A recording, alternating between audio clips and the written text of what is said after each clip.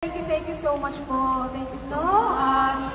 It's my pleasure to be part of your very special night lang. I was in your very first one. Yes, dyan sa kanto lang. Dyan lang sa kanto. And, you know, back then, I was very proud of you already. Natutuwa ako na ang daming blessings na natatanggap mo at ibinibigay sa'yo ng Panginoon. Alam mo kung bakit? Bakit po, Miss Reg? Pwede wag maingay. Serious to eh. Because you waited.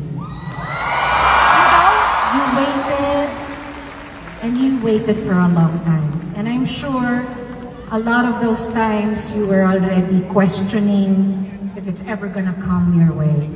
And finally, it's here.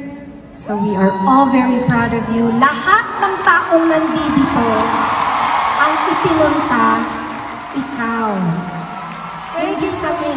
Ikaw ang ipinunta. So, Maraming salamat, Miss Reg. congratulations. I just want to say that I'm very proud of you sa maikling panahon na nagkakilala tayo. Siguro mga 30 years na, no? Oo. Napakabait po nitong taong ito. Wow.